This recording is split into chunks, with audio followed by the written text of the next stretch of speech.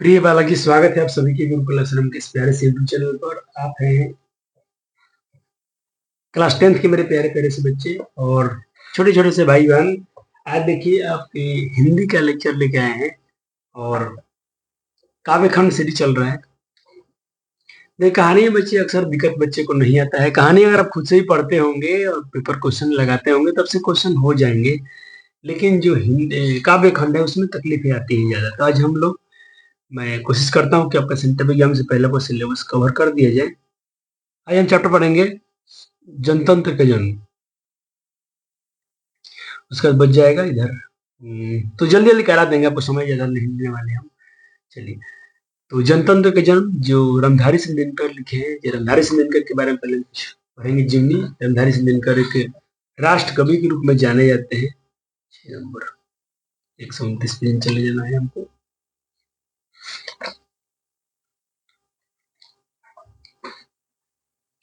तो ये पहले हम कविता शुरू करने से पहले कवि के बारे में जान लेते हैं। कवि है रामधारी सिंह दिनकर। राष्ट्र कवि रामधारी सिंह दिनकर का जन्म 23 सितंबर 1908 ईस्वी में सिमरिया बेगूसराय बिहार में हुआ। ये क्वेश्चन आपसे किया जाएगा कि कौन ऐसे कवि है जिनका जन्म बिहार में हुआ था, या इनमें से बिहार में जन्मस्थली किसकी है,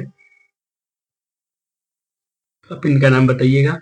बिहार में कभी स्पेशल जगह का भी नाम पूछा जाएगा तो बेगूसराय आपको बताना होगा। सिमरिया गांव का नाम बेगूसराय इनका जिला है। और 24 अप्रैल 1974 ईस्वी में इनका निधन भी हो जाता है।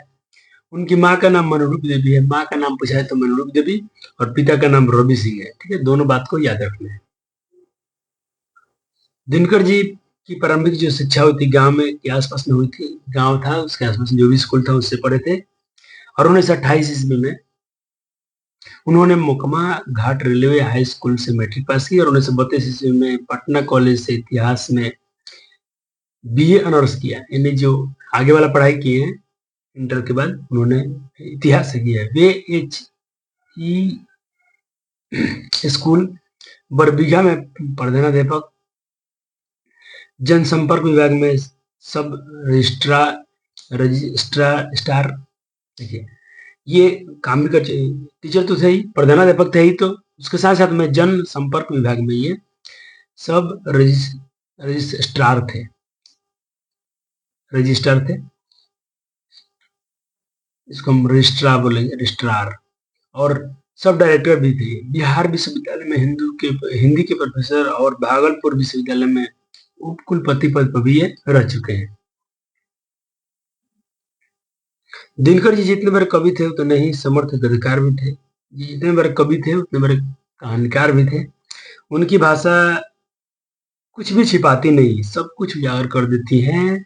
उनकी प्रमुख कृतियां हैं प्रणभंग, रेणुका, हुंकार, रसवंती, कुरुक्षेत्र, रश्मिरथी, नीलकुसुम, उर्वशी, परशुराम की प्रतीक्षा, हरे को हरिनाम इत्यादि।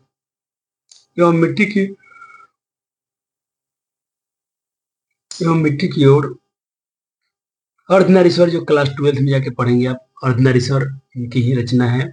संस्कृति के 4 अध्याय, काव्य की भूमिका, वट पीपल, शुद्ध कविता की खोज, दिनकर की डायरी इत्यादि, ये सब इनकी क्या थी, इनकी प्रमुख कृतियां थी। अब काव्य की भूमिका, कविता में क्या है, वट पीपल, शुद्ध कविता, ऐसा कविता में था। गद्य कृतियां, जितने ऊपर थे सब कविताएं थी। और इसके आगे सॉरी, ऑर्डिनरी शब्द तो कहानी में था, गद्य था और ये कविता थी।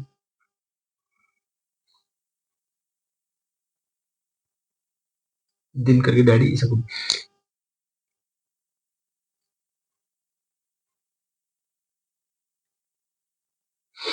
अब ये बात याद रखना, वो संस्कृति के 4 अध्याय पर साहित्य अकादमी पुरस्कार मिल चुका है इनको। साहित्य अकादमी पुरस्कार किसके लिए मिला है, तो संस्कृति के 4 अध्याय के लिए।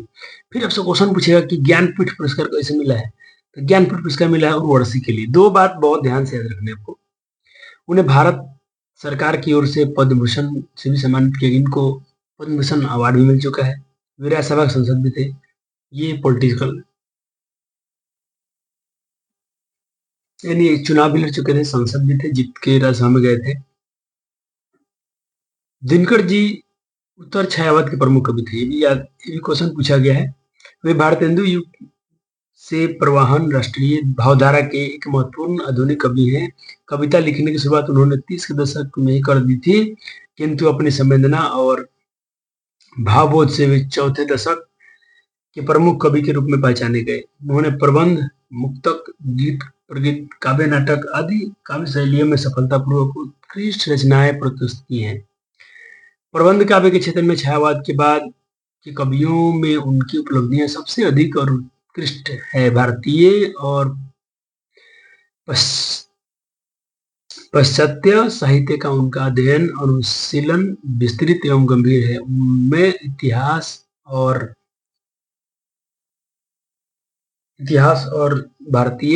संस्कृति परंपरा की गहरी चेतना का अध्ययन चेतना है और समाज राजनीतिक दर्शन का वैश्विक परिप्रेक्ष्य बोध है। उनके साहित्य में अनेक स्तरों पर व्यक्त है। अब जो कविता हम पढ़ने जा रहे हैं आज, जनतंत्र का जन्म, इसके बारे में कुछ यहाँ पर लिखा गया है। राष्ट्रकवि दिनकर की प्रस्तुत कविता आधुनिक भारत में जनतंत्र का उदय घोष का है। सदियों की देशी विदेशी पराधीनताओं के बाद स्वतंत्रता की प्राप्ति हुई है और भारत में जनतंत्र के प्राण प्रतिष्ठा हुई है। यानी भारत में लोकतंत्र आया है, जनता का राज आया है। जनतंत्र के ऐतिहासिक और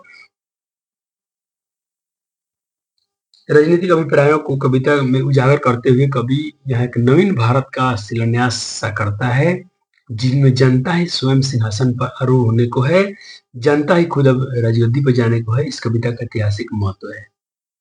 आइए शुरू करते हैं काव्य अपना। कह रहे कि सदियों की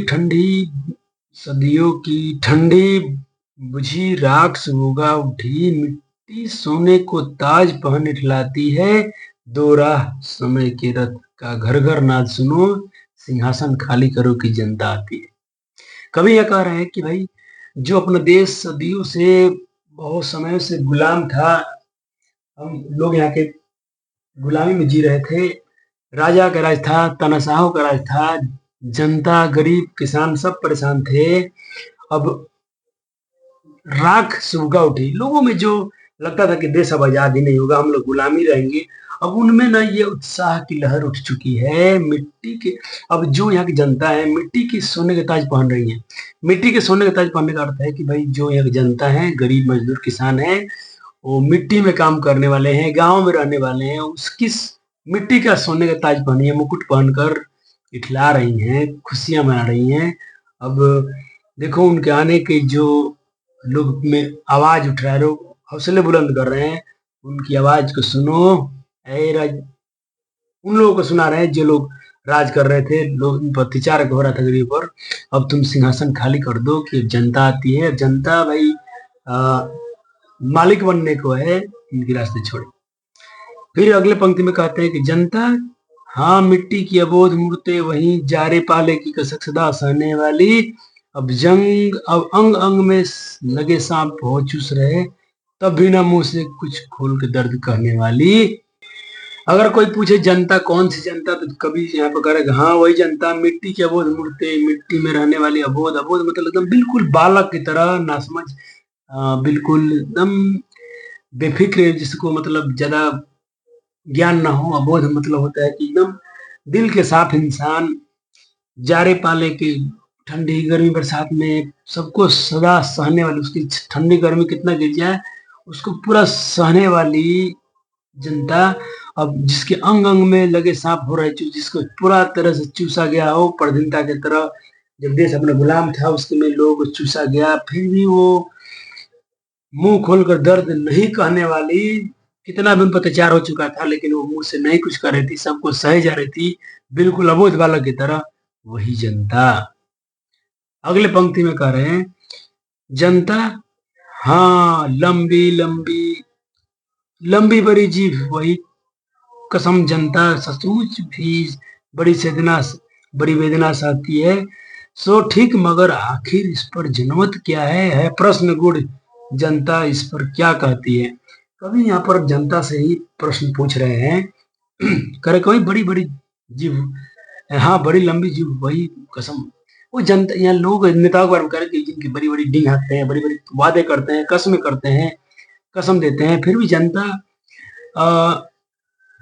सारी वेदना को सहती है। सब तो ठीक है, कह रहे सब ठीक है, लोग वादे किए, जनता की दशा ठीक नहीं हुई, सो ठीक है, मगर इस पर जनमत क्या क्या राय है, इस पर लोगों का क्या विचार है, आप लोगों का क्या विचार है? एक बार कभी लोगों से ही प्रश्न कर रहे हैं जो लोग गुलाम में है, कह रहे कि ये प्रश्न गुर है, ये प्रश्न तो भाई गुर मतलब गुप्त है, गुर का मतलब क्या दिया हुआ है, गुर मतलब रहस्यमय, ये प्रश्न तो भाई एकदम रहस्यमय है, इसका क्या है ये प्रश्न? कह रहे कि ये तो प्रश्न ही रहस्यमय है कि इस पर जनता का क्या विचार है, ये तो प्रश्न का कोई जवाब ही नहीं मिलता है, जनता इस पर क्या कहती है, कभी यहाँ पर प्रश्न कर जा रहे हैं। अगले बार में कहते हैं कि मानो जनता हो फूल जिसे एहसास नहीं, जब चाहो उतार लो सजा लो दोनों में, अथवा कोई दूध मुही जिसे बहलाने जंतर मंतर सीमित हो चार खिलौने में। अरे वही जनता कि जिसको मतलब फूल की तरफ यहाँ के नेताओं इस्तेमाल करते हैं, जब चाहे जिस तरह से अपने माले में लगा लें, कहीं पर सजा लें, जनता को जिधर सिधर दौड़ा दें, और दूध मुही, दूध पीती हुई जनता, जैसा बोध बालक होते हैं ना दूध पीने वाले बच्चे, जिनको खिलौने देकर लोग फुसला लेते हैं, बिल्कुल ये जनता जब धरना भी देती है, आवाज भी उठाती है, जंतर मंतर पे जाती है, दिल्ली पर धरना देती है, तो दो चार छोटे मोटे वादे करके खिलौने की तरह उनको फुसला लिया जाता है। वैसी यहाँ की जनता है।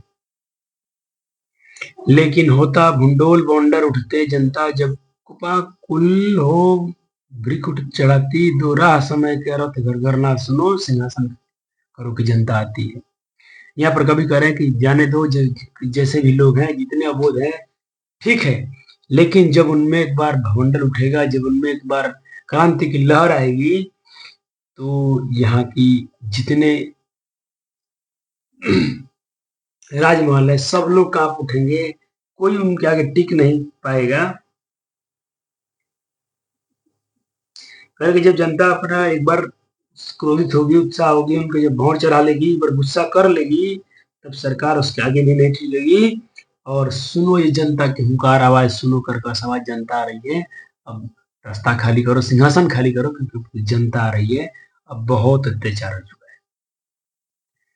हुंकारों से महलों की नींव उखड़ जाती, सांसों के बल से तजा हवा में उड़ाता है, जनता की रोकेरा समय में वह ताव कहाँ, जिधर चाहती काल उधर ही मुड़ता, अब शब्दों, अब ये तक अब उधर मुड़ता है। अरे कि जो उनका हुंकार है, जो राजाओं वजाओं का महल है, सब कुछ हिल जाएंगे एक बार जनता जब हुंकार भरेगी। भले वो कितने अबोध थी, कितने भी सबको सह रही थी, लेकिन जब वो क्रोधित हो जाएगी तो बड़े बड़े राजाओं का महल भी उखड़ जाता है। अभी हाल ही फिलहाल में अपने नेपाल की भी घटना देखा हुआ, जब लोग अत्याचार हुआ तो राजाओं का दशा खराब कर दिया।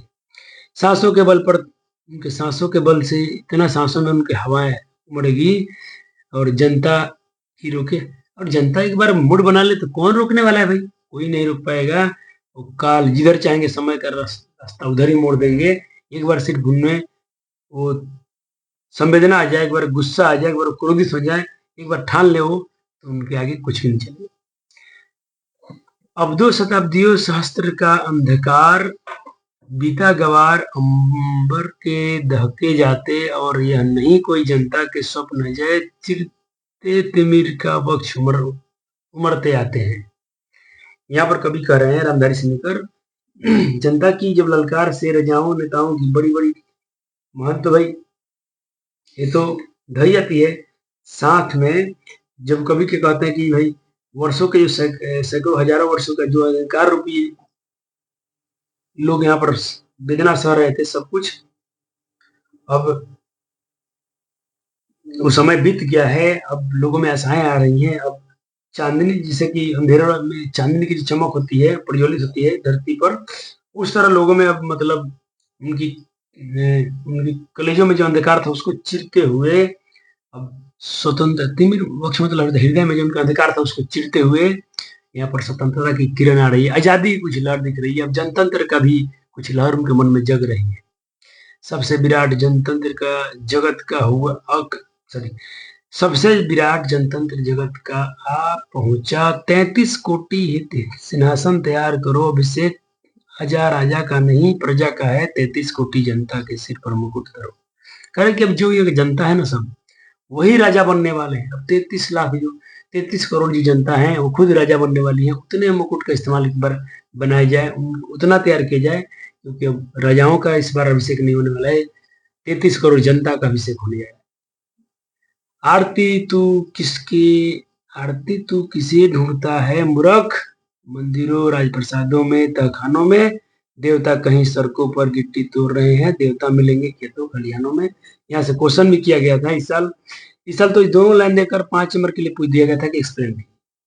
कविता का भावार्थ आपको अच्छे से आने चाहिए, नहीं तो आप 100 में 100 हिंदी में लाने की सपना देख रहे हैं, चूक जाएंगे आप। कह रहे कि भाई यहाँ पर आरती किसके लिए, यहाँ पूजा पाठ किसके लिए किया जा रहा है, मंदिरों और प्रसादों में तहखानों में क्यों किया जा रहा है? नहीं, वहां मत करो। देवता तो भाई सड़कों पर मजदूरी कर रहे हैं, गिट्टी तोड़ रहे हैं, या तो खेतों खलिहानों में किसानी कर रहे हैं, किसान की तरह काम कर रहे हैं, वो देवता है। देवता वो है।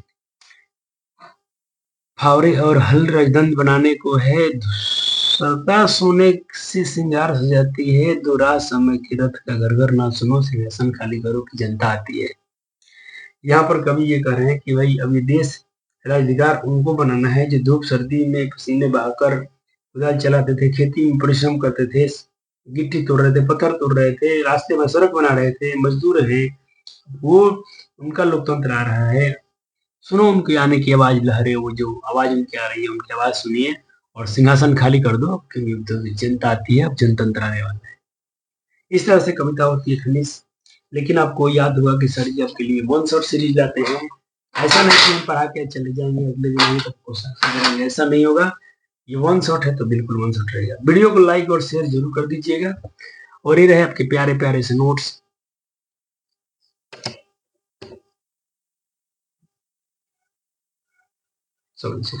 तुम भारत में यहाँ से 6 पाठ हो गया।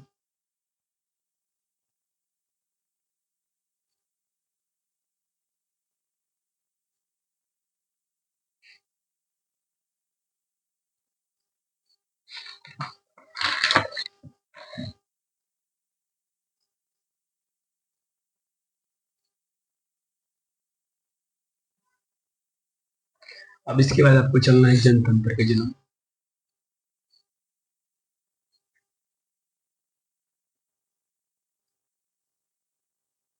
ये जो भी पंक्तियां था उसका अर्थ इसमें लिखा गया है, ताकि जब सिर्फ देखो बच्चे क्या करना क्या आपको, हर 2-4 दिन 5 दिन पर हर कोई कविता के ले लेना है, नए नए डेली एक एक कविता का आपको रिवाइज करते रहना। सिर्फ जो आपको अर्थ पढ़ाया उन अर्थ को आपको पढ़ना है। आपका देख रहे हैं पढ़ने से आपके नोट्स रिवीजते रहे, मस्त नोट्स बना के दिए गए हैं, अर्थ भावार्थ सब कुछ लिखते हुए आपको वहीं से क्लियर हो जाएगा। और मैं उम्मीद करता हूँ इस बार आप अच्छे स्कोर करिए। हम भी मेहनत कर रहे हैं, अभी मेहनत कीजिए।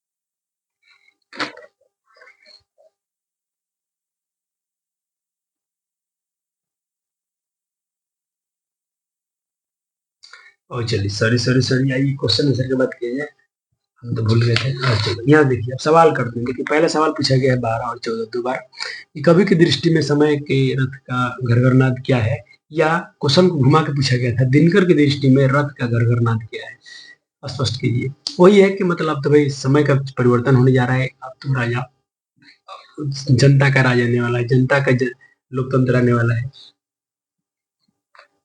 सवाल है कि कविता के आरंभ में कवि भारतीय जनता का वर्णन किस में किया? बोले थे ना, मिट्टी के अबोध मूर्तें हैं, सब कुछ सहने वाली है। तो भाई देखिए, दो दो नंबर क्वेश्चन आते हैं तो ज्यादा आंसर तो लिखने नहीं होते हैं, जैसा पैटर्न है वैसा आपको तैयारी कराया जाएगा। शॉर्ट क्वेश्चन आते हैं पेपर में, ये सब तो लिखना है। ये क्वेश्चन देखिए 21, 20 और 11, 17 चार चार पूछा गया। कवि की दृष्टि में आज देवता कौन है और कहाँ मिलेंगे? आज देवता कौन है? वही गरीब मजदूर है जो सड़कों पे पत्थर तोड़ रहे हैं, गिट्टी तोड़ रहे हैं और खेतों खलिहानों में जो मजदूरी कर रहे हैं, किसानी कर रहे हैं, वही लोग देवता है, वही देवता है। यही था ना? जी सर।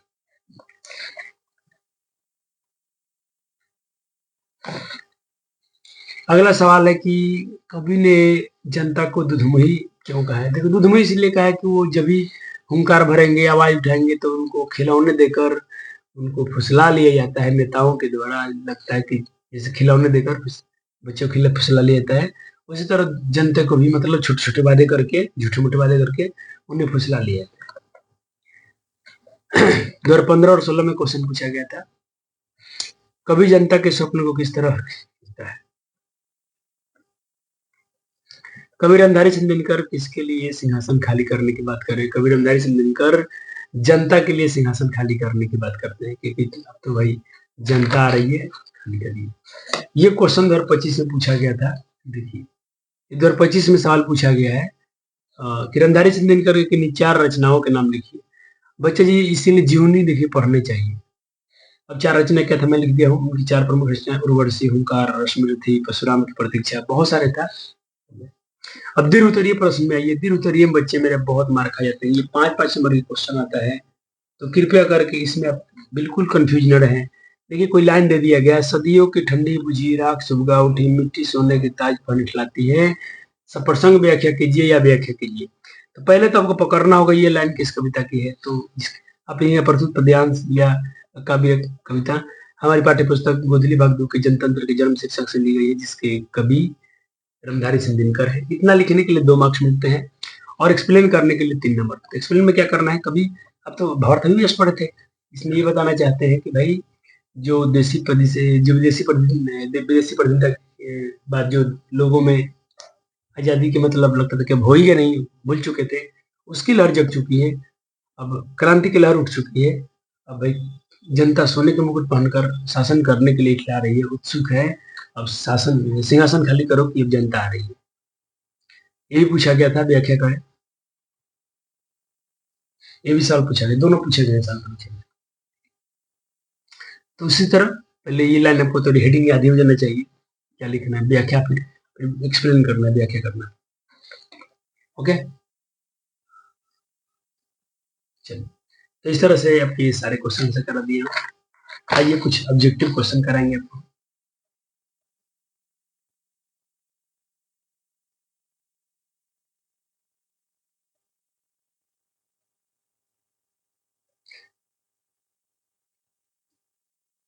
देखिए, पहला क्वेश्चन है कि निम्नलिखित में कौन सी कविता रामधारी सिंह दिनकर की है? तो बस विजय पर जनतंत्र का जन्म, दिनकर का जन्म बिहार के किसी जिले में हुआ था, तो भाई बेगूसराय में हुआ था ना। हाँ। पद्म भूषण से किसे सम्मानित किया गया है? तो भाई इसमें तो दिनकर को ही किया गया है, रामधारी सिंह दिनकर को किया गया है। परशुराम की प्रतीक्षा किसकी रचना है? तो रामधारी सिंह दिनकर की है। हो गया, चलिए, अब आपको हम ले चलते हैं और क्वेश्चन कराएंगे ऑब्जेक्टिव में, परेशान नहीं होना है।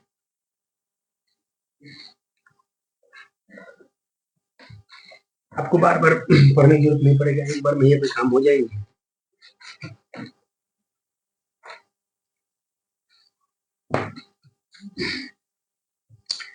देखिएगा, आपसे एक भी क्वेश्चन मिक्स नहीं होगा, सारे क्वेश्चन का खुद से ट्राई करो, आपसे हो जाएगा। आइए पूछते हैं। सवाल है कि मिट्टी की अबोध मूर्ति कौन है? मिट्टी की अबोध मूर्ति कौन है? नेता, जनता, अधिकारी? कोई जनता है। कवि दिनकर के अनुसार मुकुट धारण करने की बात करते हैं, कवि सिर पर मुकुट धारण की बात करते हैं, जनता के सिर पर? हाँ, जनता के सिर पर। कवि के अनुसार किसके महलों की नींव उखड़ जाती है? कवि के अनुसार किसके महलों की नींव उखड़ जाती हैं? हवाओं से, समय से, बवंडर से? देखिए, ये क्वेश्चन अच्छा है। अब जो बच्चा कविता पढ़ता होगा उसी को ये बता कर पाएगा इसका आंसर, नहीं तो उसके बाकी लोग के लिए आसान नहीं होगा। तो आप सभी से कई बार हम करते हैं कि थोड़ा कविताएं पढ़िए, यहाँ तक कि याद रखें तो और अच्छा बात है, लेकिन आप लोगों को लगता है कि नहीं हम तो ऐसे ही करके चले जाएंगे। देखिए, यह पूछा गया है कि नींव उखड़ जाती है, तो हमने पढ़ा था यहीं पर, हुंकारों से महलों की नींव उखड़ जाती है, हुंकारों से महलों की नींव उखड़ जाती है। इनमें से कौन सी रचना दिनकर जी की नहीं है? देखिए, उर्वशी है, संस्कृति चार स्मृति है, ग्राम्या नहीं है, ग्राम्या इनकी रचना नहीं है।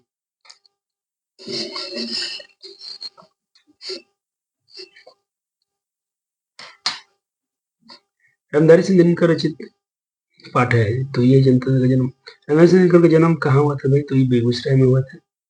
सदियों की जननी है ये मिठी, हाँ, किस पंक्ति से लिया गया है? तो ये इसके, यह पंक्ति किसकी है? तो ये तो दिनकर जी की है। 7 नंबर में हो गया।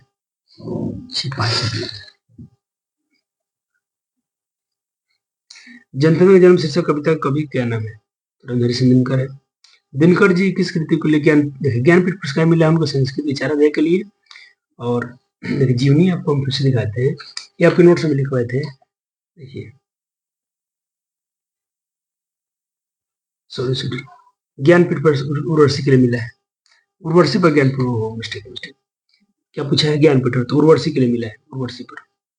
देखो, ये भी दे दिया है, इसके लिए पूछेगा ना, तो इसके लिए मिला उनको साहित्य अकादमी पुरस्कार, साहित्य अकादमी पुरस्कार इसके लिए मिला है, और ज्ञानपीठ पुरस्कार उर्वशी पर मिला है। तो इसका आंसर क्या, 9 का आंसर क्या हो जाएगा? सी हो जाएगा। आधुनिक भारत में जनतंत्र का उद्घोष है, सॉरी, तो इसमें रमेशनगर हाई स्कूल शिक्षा कहाँ से लिए? देखिए, सब जिन्नी से क्वेश्चन है, तो उन्होंने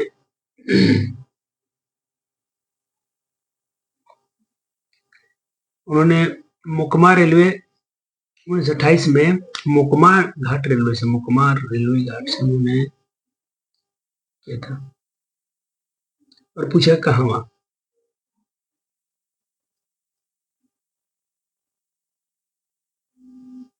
समझने को कि हाई स्कूल की शिक्षा किस स्कूल से प्राप्त हुई? ये रहा मुकमा।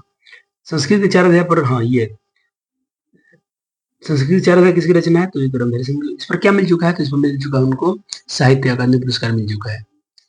भारत का जन्म, जनता का जन्म कविता में भारत की जनता की तुलना किससे करते हैं?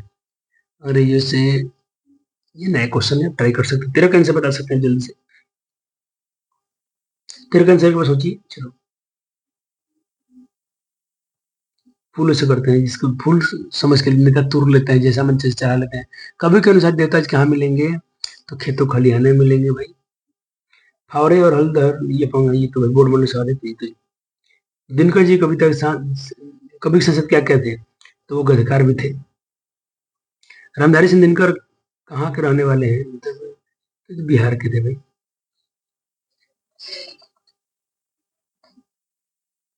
सिंहासन खाली करो की जनता आती है, यह कविता किस पंक्ति की है? तो ये जनतंत्र के जन्म की है।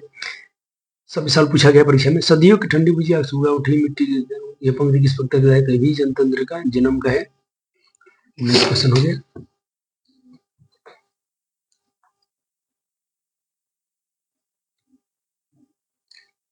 दिनकर के काव्य का मूल स्वर क्या है? ये अच्छा क्वेश्चन 22 से पूछा गया था। दिनकर जी के जो काव्य है उसका मूल स्वर क्या है?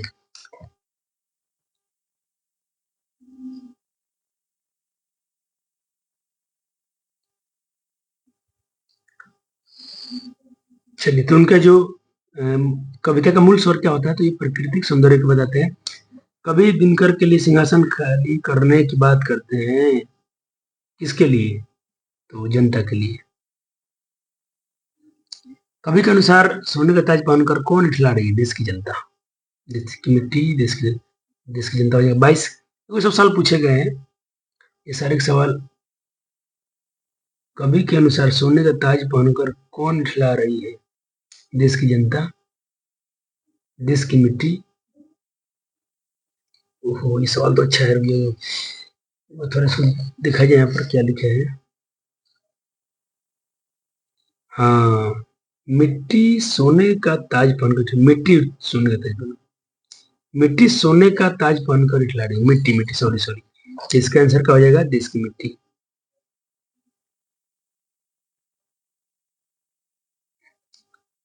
ये 22 का आंसर हो जाएगा बी, देश की मिट्टी। राष्ट्रकवि दिनकर की जयंती कब मनाई जाती है? मतलब इनका जन्मदिन क्या है? तो इनका डेट ऑफ बर्थ हम पढ़े थे, 23 सितंबर 1908। 23 सितंबर 1908। रमेश दिनकर के प्रमुख कवि कौन है? उत्तर छायावाद के हैं। रमेश दिनकर का जन्म कब हुआ था? 23 सितंबर 1908। इस साल 25 में है तो सवाल। राज्यसभा की संसद रहे कवि कौन है? तो यही रहे हैं, राज्यसभा में संसद भी रह चुके हैं रमेश दिनकर। किसकी रचना के लिए साहित्य अकादमी, हाँ ये आ गया ना, संस्कृत के 4 अध्याय के लिए उनको साहित्य अकादमी मिला है, और उर्वशी को क्या मिला है? उनको ज्ञानपीठ पुरस्कार मिला है। कवि दिनकर दृष्टि में देवता कौन है? मजदूर किसान है। कवि दिनकर की कौन सी कविता आधुनिक भारत के जनतंत्र को उद्देश्य करती है? तो जनतंत्र का जन्म करती है।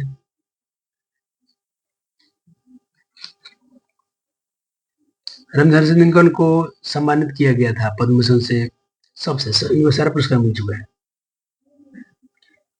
दिनकर जी विश्वविद्यालय के उपकुलपति के पद पर हैं नालंदा। लेकिन पूछा है कि किस विश्वविद्यालय में उपकुलपति पर रहे हैं? उपकुलपति पर रहे थे ये भागलपुर में रहे थे, भागलपुर विश्वविद्यालय में। 31 सवाल हो गया, अब ज्यादा नहीं है, 2-3 क्वेश्चन और मिलेंगे। 32 है कि रामधारी सिंह दिनकर की कौन सी रचना है?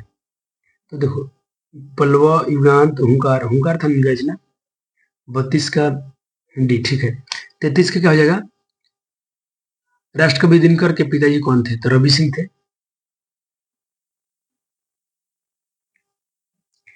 निम्नलिखित में कौन राष्ट्रकवि है? तो ये फिर से यही रामधारी सिंह दिनकर है। ये सारे सवाल पूछे गए, देखिए 23, 22, 24। अब आखिरी के 2-3 क्वेश्चन और बच गए हैं, उसके बाद से आपके चैप्टर खत्म कर दे रहे हैं। चलिए, यह सवाल है कि रामधारी सिंह दिनकर का जन्म कहाँ हुआ था? तो सिमरिया बेगूसराय बिहार में हुआ था, ये हो जाएगा। रामधारी सिंह दिनकर किस वाद कवि है? तो ये उत्तर छायावाद के कवि है। इस तरह से आपके चैप्टर होते हैं फिनिश। मिलते हैं अगले लेक्चर में, तब तक के लिए बहुत बहुत धन्यवाद। वीडियो कैसा लगा लाइक और शेयर जरूर कर दीजिएगा, और अपने मित्रों के साथ शेयर भी कर देना। Thank you.